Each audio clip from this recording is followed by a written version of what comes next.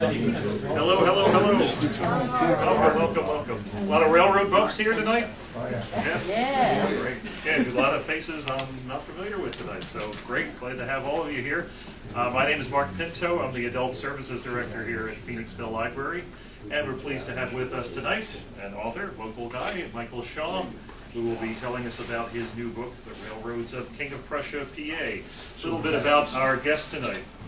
Michael Shaw is a native of Middletown, New York, which is about 65 miles northwest of Manhattan, and he lives with his wife in King of Prussia. He graduated from Ithaca College in Ithaca, New York, with a BA in history and a minor in anthropology, then spent a number of years in the hospitality industry as a restaurant manager. He's also owned 2 businesses.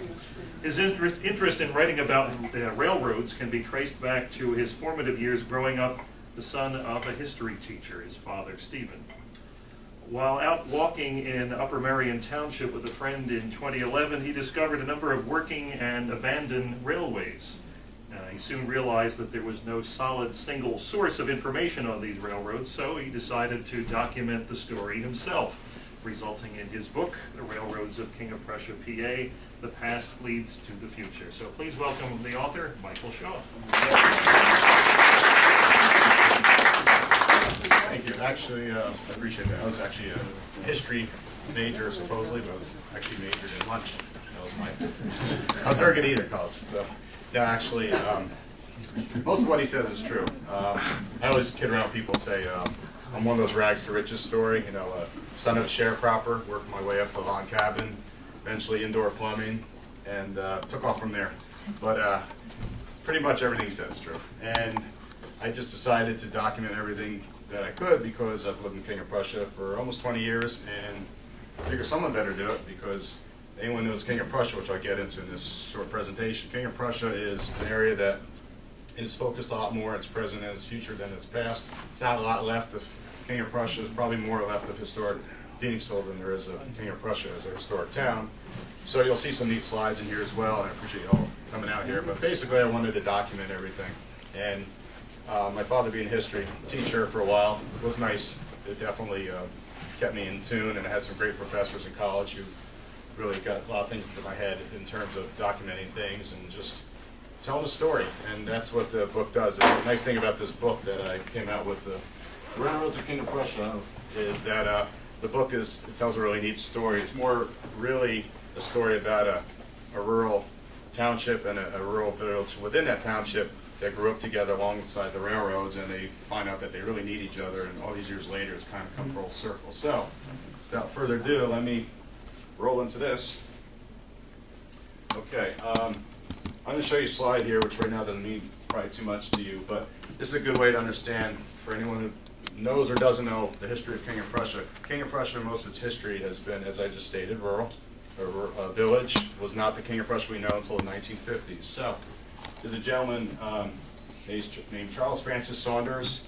He was an avid naturalist, did a lot of works, a lot of writings on botany, journals, essays. He's more known for his work when he went out to California. You can Google him on the internet, you'll see him. Now, he grew up in Bucks County, and this Country Walks in 1889 is from a journal he did. It's kind of hard to find this thing, but this is a good description of King of Prussia. And anyone who knows or doesn't know King of Prussia, the village centered around the King of Prussia Inn, people familiar with that? King of Prussia Inn before it moved in most of its history, which of course was in front of 202, the mall, I should say, on 202 in front of the mall. And the whole village was centered around there. It's a small village. I refer to it as like a little house in the prairie, that type of village. Just a small little village that there's just a few trades, etc. So this is what he saw. He was probably walking right around where they still have a little bridge. You can kind of tell before they moved it that the creek runs under. He's probably right around there. The village of King of Prussia looks like an English hamlet.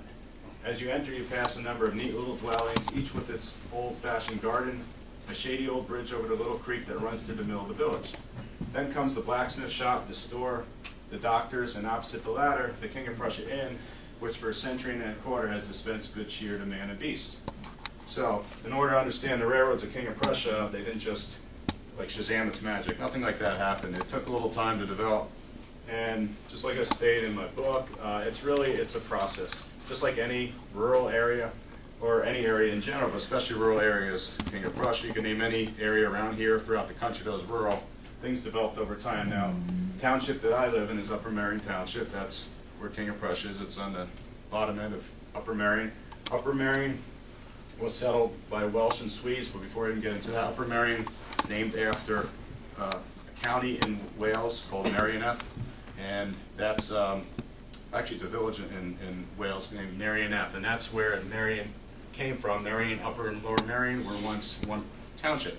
Eventually they got split apart. So these settlers, Welsh and Swedes that came here in the region before the 1700s, but predominantly settled in Upper Merion by the early 1700s, and the land very rich in farming, fertile land, and also a lot of limestone sediments for quarrying. So this is the area they came to. Upper Merion just celebrated its 300th year, 1713. And again, small communities. I like to use the word fiefdoms.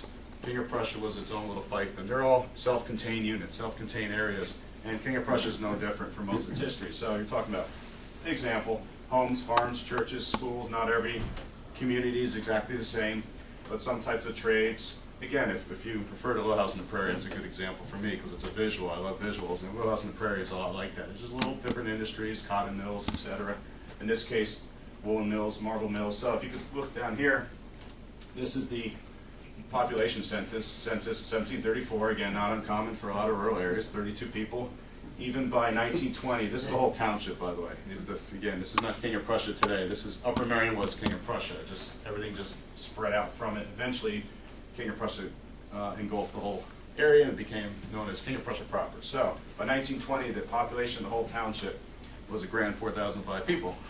So obviously, you're talking about a very small area. I'm going to show you pictures soon that illustrates that, the size of the township. You get a good feel for it. That's Upper Merion Township. Now, King of Prussia, again, its own little self-contained unit, just like anyone's familiar with Abrams Yard for the trains. It's in the back end of King of Prussia, the rail yard. Abrams is another example. It's called Merion. I'll get to that in a moment. But these are all self-contained areas, all their own little village. So, as is today, the entry point to Upper Merion. Everyone fine here? Am I in the way? Okay. Entry point to Upper Merion. First named Reeseville for the Reese family. A lot of people don't realize that. It was not named King of Prussia for a long time. They owned a lot of the land. They owned the King of Prussia Inn. And King of Prussia Inn was known as Berry's Tavern for a long time. James Berry was the general manager, and it was named after him. And village renamed King of Prussia. There's a historian of King of Prussia who lives in Downingtown now, but he's well embedded in King of Prussia. He doesn't know any more than anyone else exactly why it was named King of Prussia. Your guess is as bad as mine.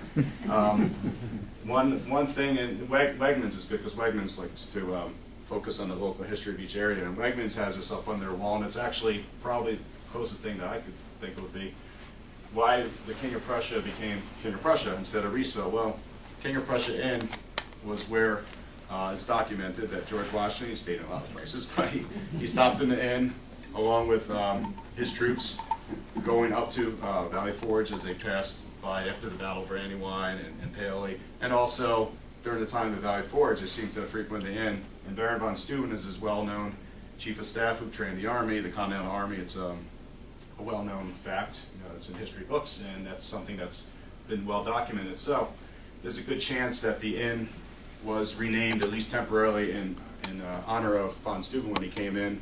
There's a sign, which is one of the original ones they have, that called it the King of Prussia Inn. So something along that line. The bottom line is eventually it took on a life of its own, and by 1837 it was official. The Postal Service named it King of Prussia. So, just to get into King of Prussia, let me just check one more thing, make sure I'm right where I went. Okay, this is King of Prussia 1928. Now, it's going to get a little blurrier, but I'd rather make this larger. I'm going to tell you, past and present, where we are in this picture. This is an aerial photo. Victor Dallin did a lot of aerial photos. You can look at this on Hagley Museum's library, their website, the one online. You can find a picture like this. You just type in King of Prussia, it's on there. You don't even have to buy this to see it. This is the King of Prussia Inn in 1928. Again, it's going to be hazier, but I'd rather make it bigger. This is first King of Prussia Road. For anyone who wants to know what it is now versus then, King of Prussia Road, this part still exists. This is a Motel 6. This is a Best Western right here. It goes up to about the end of this picture, actually right about here.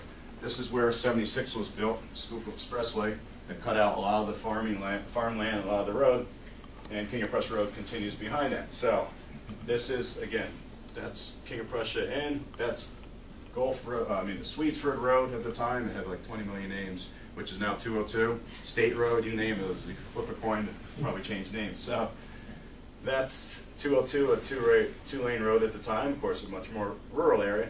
And that is Gulf Road, present-day Gulf Road. This is the site of where Chili's is today. So that's King of Prussia in 1928. Still a village, not that many years ago, but remember, population is still about 4,000 people.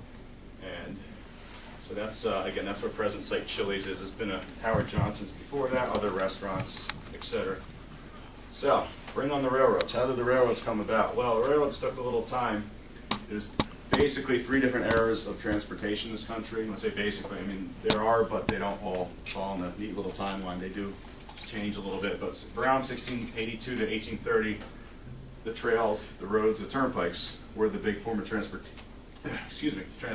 Now, turnpikes, we call them that because these were toll roads.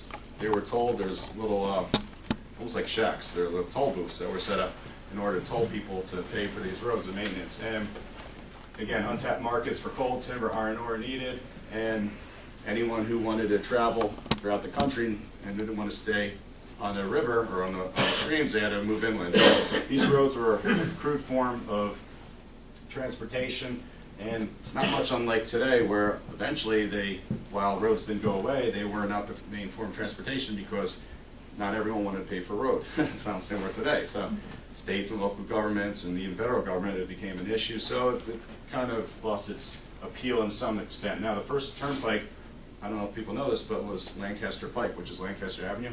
That was the first toll road in America. It was completed in 1794. It was kind of a little neat thing that came up with when I was doing the research of this. So a lot of local history for that. Now the canal era usurped this, and it ultimately became a more popular form of shipping goods because basically it's much easier to ship things on the canal, much quicker than taking horse, wagon, et cetera, and of course the roads weren't the smooth paved roads that we typically have in today's day. So dominated transportation for about 20 years. Canals were and still are a form of transportation that's very important, and they all came about around that time because of the Erie Canal and then the Pennsylvania Canal around 1825, 1826, and they became very popular. But as it states here, there's a lot of shortcomings to canals. Harsh topography, there's a lot of areas where the canals were built in Pennsylvania, specifically Pennsylvania, where the traffic was, or I should say where people lived, it wasn't very densely populated. There's a lot of holes in that. It's also, you can have low tides, you can have flooding, and it's also hard to ship goods on the canal when you have 3 inches of ice in the wintertime, obviously. So it's not always the best form of transportation. Shortcomings. A good example of that, which I come across in my research, I found is the Erie Canal was completed in 1825. So in order to compete with that, the state legislature in Pennsylvania, the assembly rather, built the Pennsylvania Canal. It took about 8 years, 1826 to 1834, basically from Philadelphia to Pittsburgh. But the shortcomings of the canals, which leads into the railroads, came about because when you're going over the eastern terrain of the Alleghenies, found out that it's kind of hard to ship goods over the mountains without another form. You can't just build a canal in the mountains, so they had to ship a lot of the goods and services and basically the materials that they used for the canals and the boats had to be put on inclined railroads that had to go into the mountains. And that just started to expose the shortcomings. And it's not that railroads weren't in this country before then, but they hadn't been that popular. Railroads are actually from England. That's came from the English tramways that ship goods down in the mining industries, the mining districts, down to the water.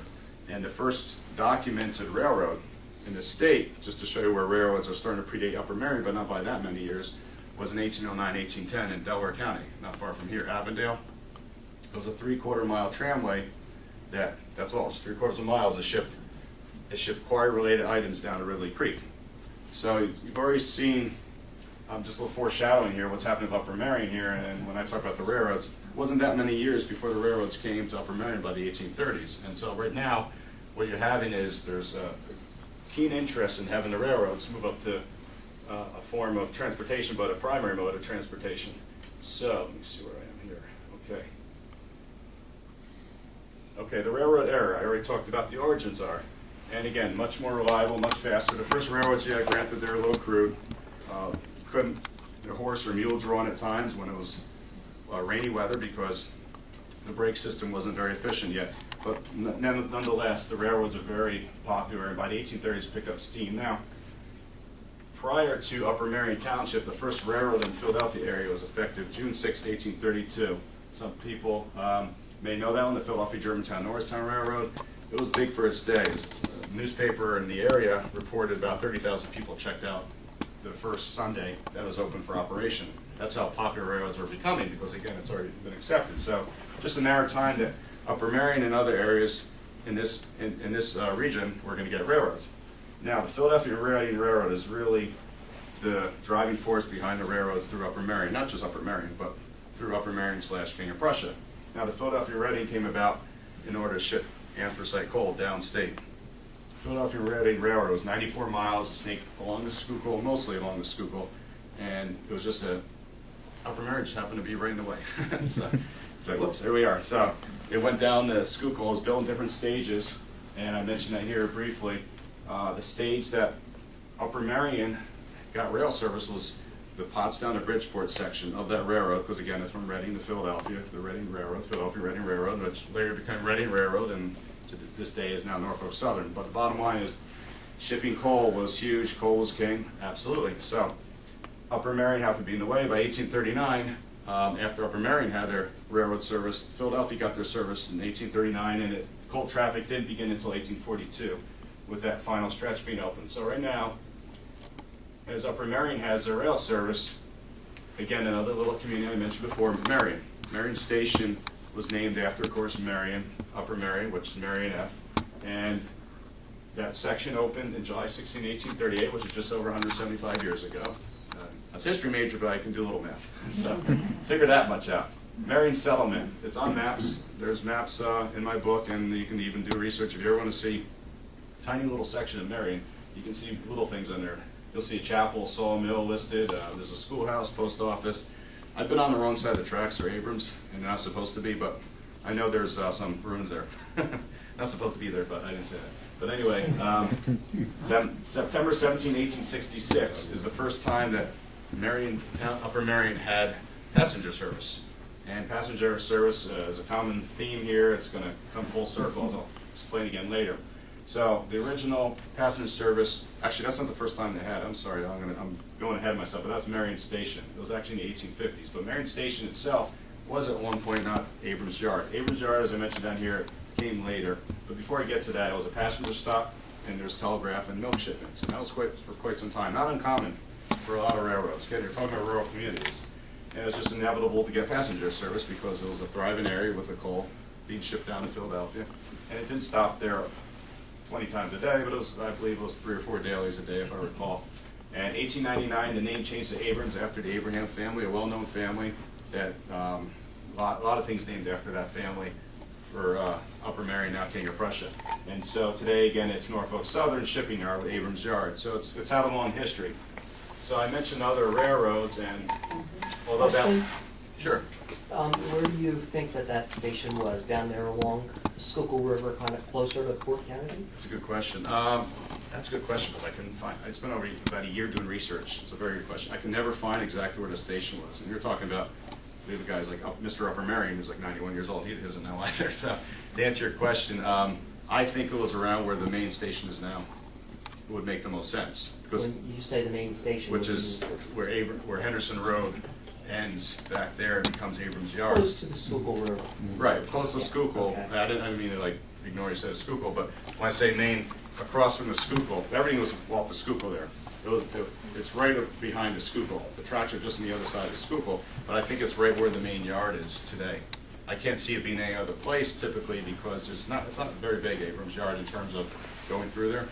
It's not like a 6-mile station. You haven't found it on the maps, obviously.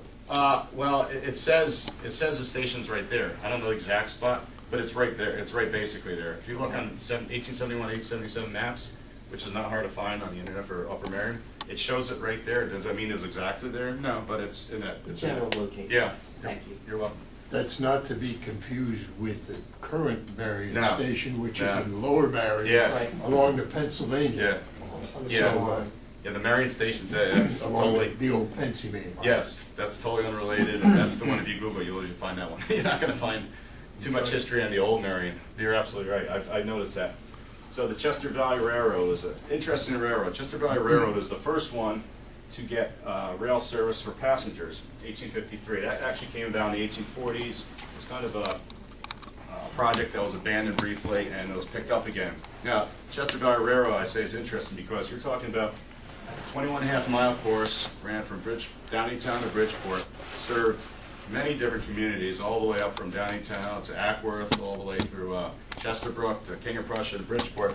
And at one point, there was about 21 different stops on that railroad. And it was a vital railroad, so while it wasn't a vital cog of the Reading Railroad, it was crucial to the people. You can't tell lots of people who live there, they'd probably lynch you, because to them it was vital, because you can see here, huge quarry area, so there's limestone shipped, there's milk, passenger, all these different things, mail, many different types of freight, all these different types of farm product.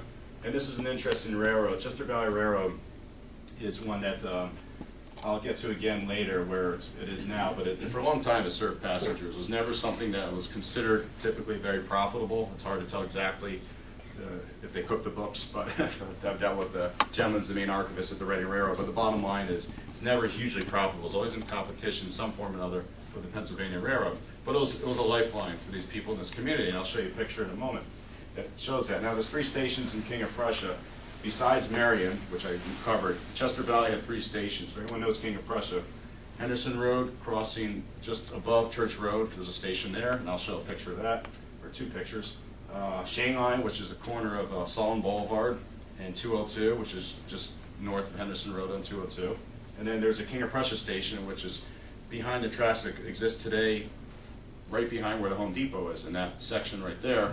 Where it's a parking lot now, there's tracks there. So there's 3 stations just in King of Prussia, which is kind of neat, I thought, because King of Prussia was, again, a village. I've said it many times, but it was. So this is why I love to write a book. It's not just on here.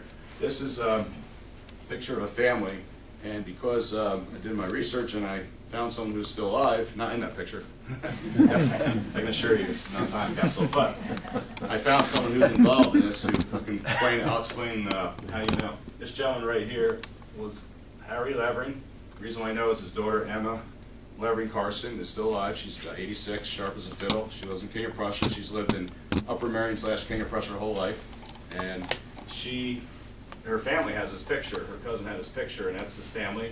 And I don't know how wealthy, I always forget to ask her, but they certainly have enough money to be dressed in their Sunday best, presumably.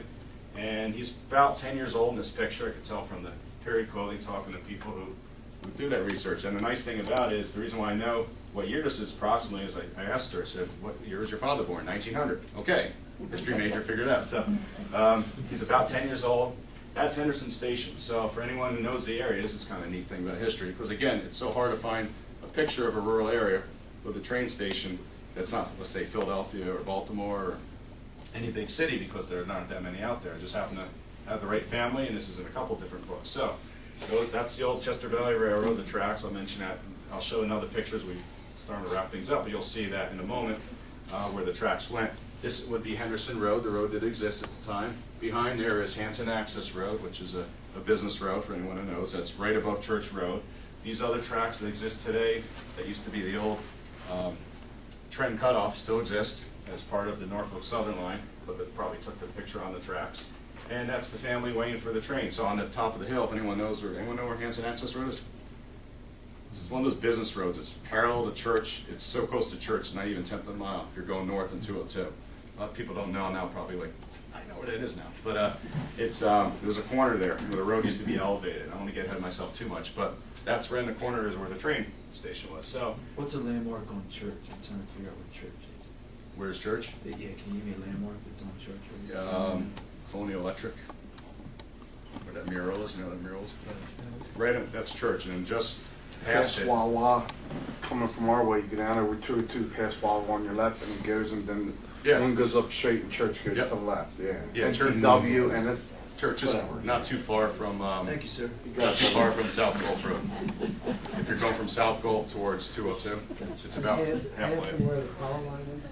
Yes, yeah, but they cross over right around there. Yeah, they actually do. They go through the fields there, right next to Schuylkill There used to be an Turnpike. orchard or something, a nursery back in it. Yeah. Hanson's Nursery. Yep, Hans Nursery and That's 202. by Franklin Camps. Exactly, so right over there, and then the turnpike goes right into there. I'm gonna get to turnpike and all that fun stuff. Thanks. Oh, you're welcome. Okay, another railroad that I found in King of Prussia, it's been around for a long time, it's called the Trendcut Off. Trendcut Off was built by the Pennsylvania Railroad to bypass Philadelphia for moving coal and other freight. It went on its way up to the New York Division. So it opened January 1st, 1892. Make a long story short, it's now the Norfolk Southern, which they own both railroads up there, including where it goes by Abrams, the main line. So it's a Norfolk Southern Morrisville line now. The King of Prussia was never a passenger stop, but it ran through the heart of the line. And when I came up here today, I saw a train that sits there. Sometimes they have trains idle there. I mean, you can find it. If you want to see it, it's the train that goes over 76. You ever see this? Yeah. That's the one. That's the old Trenton Cutoff. It's sometimes it sits up there too. But anyway, that is the Trenton Cutoff. And this is what's common in this country. End of passengers. Well, while a lot of the lines survive, a lot of them don't. Passenger service is like the dodo bird to a point in this country. It hasn't gone extinct, but it's getting there. Because what ultimately doomed a lot of passenger service is superhighways. Because now trucks were transported over the superhighways, truck freight. Yeah, people obviously drive cars more, because they're talking about early 1950s. Where it really picked up. But by the 1940s, with the federal transportation system under Eisenhower, with the highways being built, everything just started being accelerated, and there's, of course, air freight, so many different ways, and it's supply and demand. There's just not as much demand for passenger service. So, yes? I hate to fault you, but passenger service is seeing a great resurgence. Oh, it is now. Because people are Yeah, realizing I'm that sorry. the No, I agree. superhighways and the four-wheeled rubber tires are not the Yeah. way to go. And also the cost of gas. No, I know. You're absolutely right. At this point, yeah, that's why I said it seems to be like the dodo bird, but it's not. It's not extinct, but it is a resurgence. It's making a hell of a That's why comeback. you booked the school the past week. Yes, with thank you. That's Cyclosepta, seen records 2 times. I think it's 2 straight years. I've seen record ridership. Amtrak's thriving, at least in terms of ridership in this part of the country. No, you're absolutely right. But at this point in time, for a long time, passenger service, if nothing else, it eliminated a lot of the lines. And King of Prussia has this challenge today. So what happened was with all these things out here by the mid-1930s, the Chester Valley continued as a freight line, gave up passenger service. And again, it's not all that uncommon. If you can see a lot of areas, including King of Prussia, where rails to trails. You see a lot of things converted to trails. You can see the history of the passenger service. Abrams Yard, by the mid-1940s, stopped running passenger service. And here's an example of what happened in King of Prussia. This is a cool picture. This is the Conroe area. Now, I don't know exactly when this picture's from because I know who took it, but I never asked him if he knew exactly. This is a train crossing Henderson Road. It had to be before 1987. The reason I know is from 1987 to 1991. Is this big enough for everyone? Is that good? Okay, 1987, 1991. Henderson Road, right past Church, between Church and Hanson Access Road, was lowered. So if you look at the hills above there, around Hanson's Access Road, you can see with the height of the road, I think about 40, 50 feet, 60 feet at the most. And it was lowered because what happened is all the traffic was getting backed up. Traffic was starting to pick up. The mall hadn't been totally redone that much yet, but there was bits and pieces, and the King of Prussia was getting very busy. So ultimately, the train was, the tracks were lower, but this is before that. And so from 87 to 91, with everything done, this is the Conroe era, probably from about 79 to 82, 83, somewhere in that range. This is a train crossing Henderson Road going west out of town. And again, that's what King of Prussia used to be like, crossing, and here's where the station would have been again. So it's right in that same region. And it's an interesting picture just to illustrate what's happened in King of Prussia with the traffic building up, passenger service no longer there at the time. That's what happened. Now, not everything changes in King of Prussia. This is Norristown Junction interlocking, which is basically a term for the bridge that crosses over, going east from King of Prussia to Bridgeport, crossing over the river to Norristown. And this is a switch tower in King of, it's 1945, by the way. It's a switch tower at Abrams Yard. So this is just past the main building, going back east. But this still looks very similar to Abrams Yard. That's kind of interesting because as much as King of Prussia has changed, no one's going to build a McDonald's at Abrams Yard because there's no need to. Because Abrams Yard is a freight yard. It's been a freight yard since pretty much the beginning. I mean, it took on a form of its own by the early 1900s, or 1913 or so is really when most of the tracks were put down, the last of the tracks. But the bottom line is it hasn't changed much, which is kind of a neat picture to show. So in wrapping up this part, just what was talked about before, what is King of Prussia today? Well, with passenger service coming back again and being in again, or hip again, I guess you could say, King of Prussia today, as this gentleman said, is Past Leads the Future. It's a major business hub, one of the biggest business hubs in the area, along with Malvern. It's probably the two most densely populated business hubs in this area. It's a shopping destination, the largest retail mall in America. I don't know if people realize it's a larger retail mall than the Mall of America. There's more retail space than that mall, even though Mall of America is a bigger mall. And the roads are obviously very congested, and you can tell just by from that picture from 1928 versus now, with all the loops of the highways. And the proposed high-speed rail, just what you were talking about before, with this is the time to do it. There's a favorable push, and King of Prussia did not keep the tracks on Henderson Road, unfortunately. If anyone's familiar with that area, they were torn up in the early 1990s. And that's a challenge because now it's going to take a longer process. But Past Leads to the Future, because there is a renewed push for passenger service at King of Prussia. Simon Property Groups, who owns the mall, and more mall property than any mall in the country, they have been pushing for it. And there's a lot of momentum going forward. So Past does lead to the future with regards to King of Prussia, because the more King of Prussia tried to push away the rails, the more they found out they need them. And so as many times they pushed them aside and said, yeah, fine, we got, Henderson Road's been reconstructed twice, Church Road, that area. It was just done just again this past summer. And then you have all these other, the super highways, which I didn't get into too much, but in the 1950s is really when 51, 52 is when Turnpike and Schuylkill started hitting King of Prussia area, and everything just changed. So they're finding out now this is the time to bring back passenger service, because the Route 100 is what they're looking to do before I take any questions. The Route 100 is what the proposal is to extend to King of Prussia, and it's probably has to be piggybacked somehow off of Norfolk Southern. But the nice thing is that at least it's close enough, and there's possibilities. In my opinion, it's going to have to be elevated somehow, like a Disney tramway, because I don't see how it's going to get to the mall and First Avenue, which is the proposed areas to hit for the business. I don't see how it's going to get there all the way without going in the air, because there's a lot of roads in the way. But before we get any questions, if anyone's interested, and I do have books for sale. When I do a function, they're normally $25. I don't sell them at full price. And anytime I do a function, I offer them at $20. So it's the same book. It's a pretty straightforward book. Anyone have any questions, first of all? Answered a few. Are you done? I am done. Put a fork in me, I'm done. Well, there's a rail line that used to run across First Avenue and ran Yeah. to a sugar place at First Avenue, Sure. and that could go to the mall easily.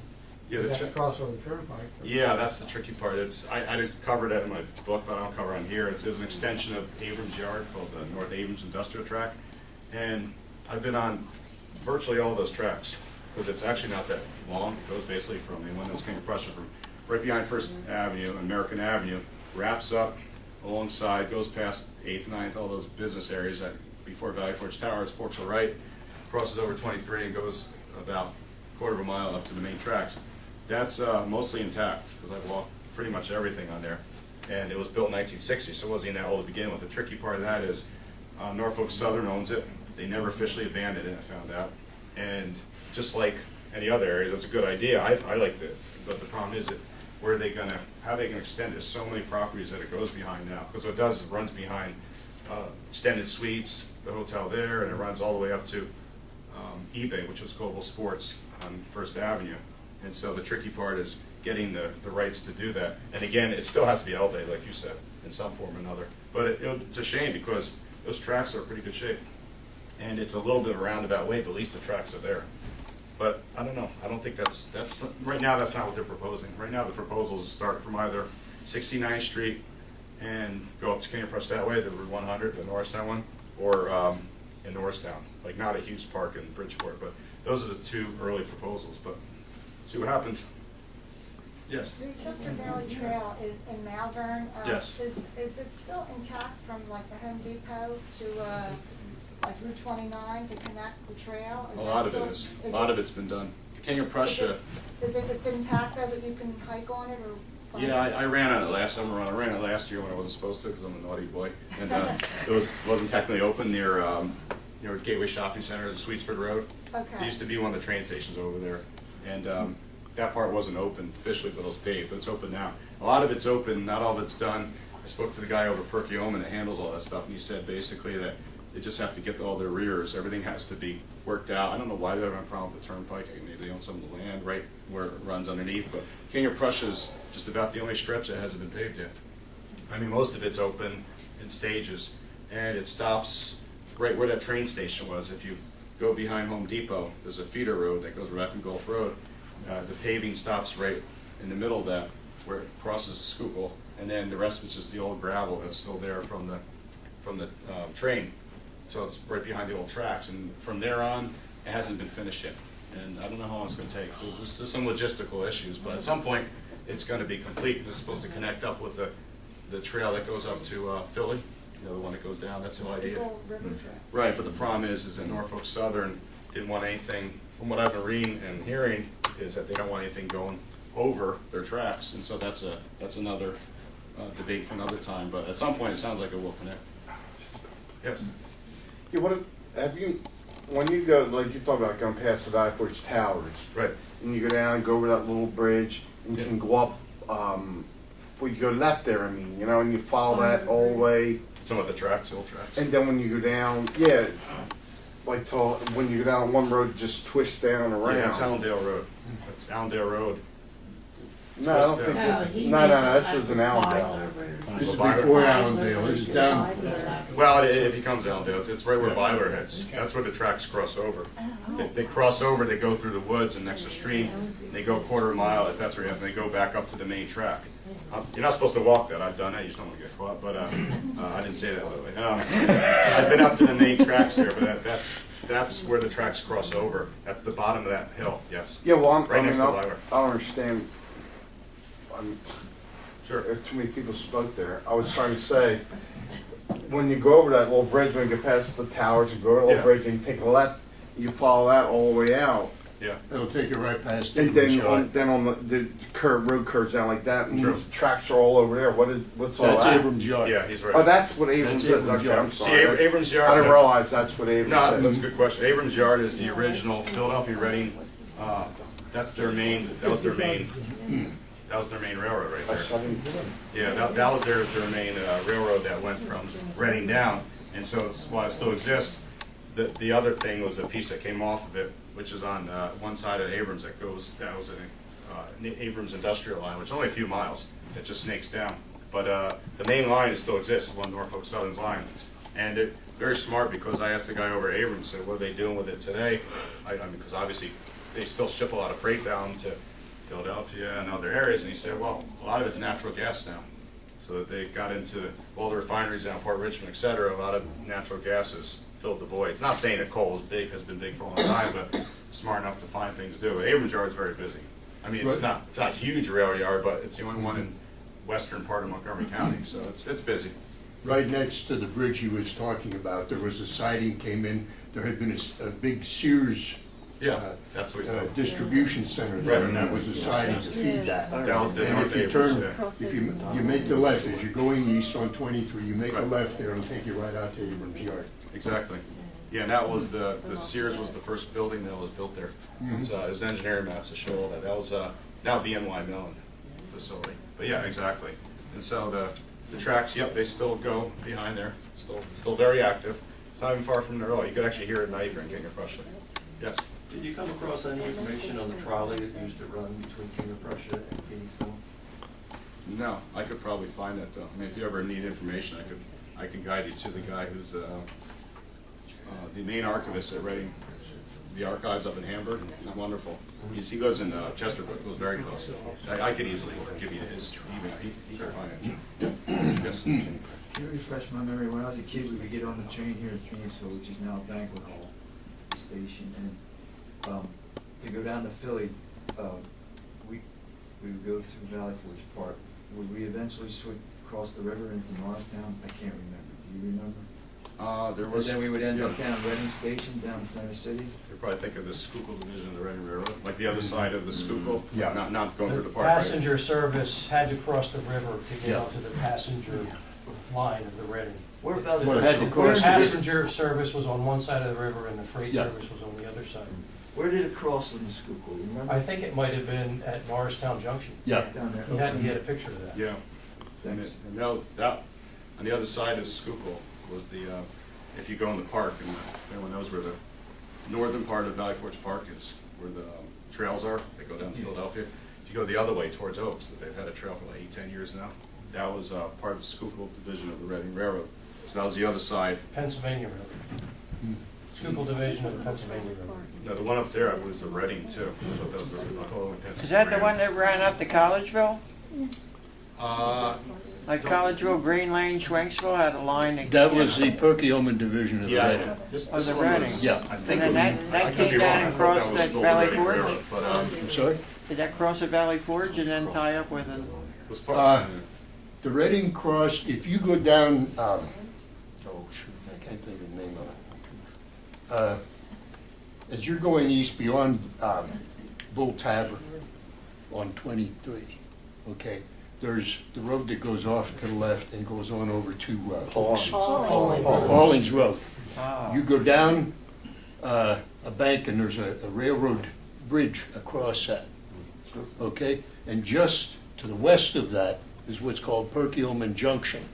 And that's where the tracks, there was what they called a Y there. There were tracks in either direction there.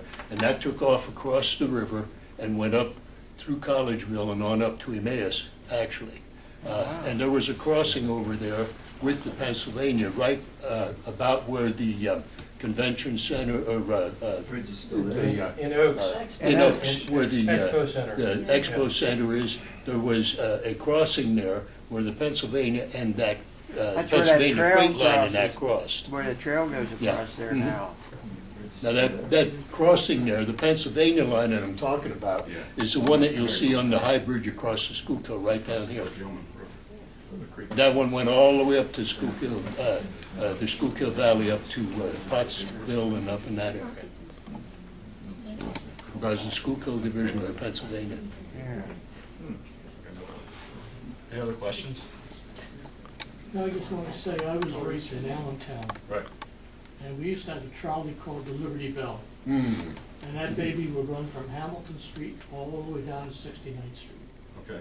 And as a kid, you used to like to stand on the corner of 8th and Hamilton and watch that come around, because it was designed different than what our city trolleys were. Oh, really?